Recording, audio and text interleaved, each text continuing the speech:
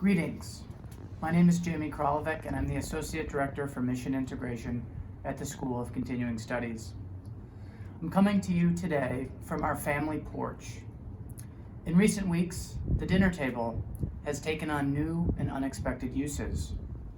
Each day, my wife and I have been unexpectedly serving as substitute teachers for our 3 young kids whose own instructional continuity is well underway. Each day, I've been leading a daily digital meditation at the dinner table at noon. And the dinner table has taken on new significance as a sacred space as we gather as a family at the end of each long day to express some gratitude for our experience. And I admit, some days it's easier to express gratitude than others. I have been living these last few weeks with some feelings of uncertainty, fear, and longing. Let me share with you a few examples. As a creature of habit, I miss my daily routines. I miss getting out of the metro train and walking up 7th Street to the SCS campus. I miss looking forward to my Friday morning bagel routine at the downstairs deli. But I especially miss those spontaneous sparks of affection that arise during a workday between faculty and staff colleagues and in the nervous chatter between students before a class begins.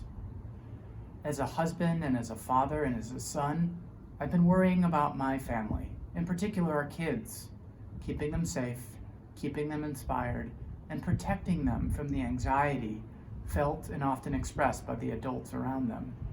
I worry about my parents, my mom and dad, and I worry about my sisters and brothers across the country who are each living through this. And as a citizen and as a person of faith, I worry about the poor and the most vulnerable. As the Jesuit Great Boyle invites us to reflect, we should not stand in judgment of what the poor carry, but stand in awe of how they carry it. And these days, the poor are carrying such an uneven burden.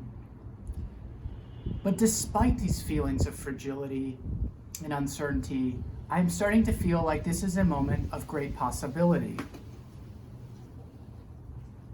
As Richard Rohr, the contemporary mystic and Franciscan priest, says, moments of great suffering open up the possibilities of great love. That is, if we go deep and if we go broad.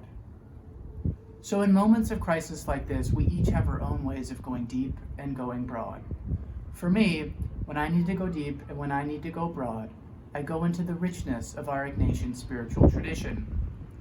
And in particular, I've been reflecting a lot lately on a meditation of St. Ignatius, the founder of the Jesuits and our patron at Georgetown University. At the end of the spiritual exercises, St. Ignatius invites us into a contemplation to attain love. And it begins with a core truth of life that is true not just in the Ignatian tradition, but across our spiritual, religious, and humanistic traditions. And that is this, that love ought to express itself more in deeds than in words. Love ought to express itself more in deeds than in words. That's it. That is the acid test of all of our spiritual life. Love is meant to be expressed. Love is meant to be concrete. Love is meant to be lived in the everyday. But this is not some saccharine, abstract, distant love that Ignatius is talking about. He's talking about the kind of love that invites us to give of ourselves in mutual relationship.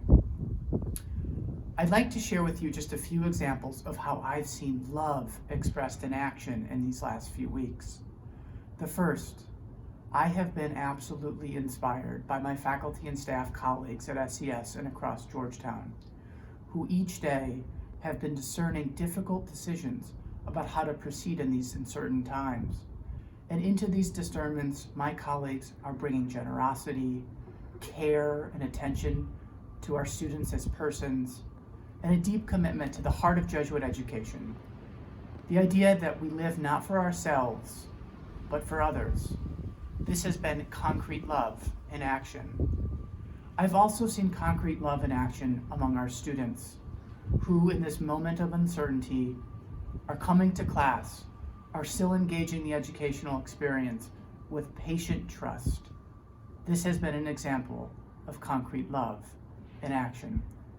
So here's my invitation to you. As you move forward ahead in these difficult weeks, take some time to pause and reflect on the little and the big ways in your own life that you're witnessing love in action. Try to express some gratitude for this concrete love. I invite you in the coming weeks to be gentle and generous with yourselves, and know we are each called to lift each other up during these difficult times. May God bless you.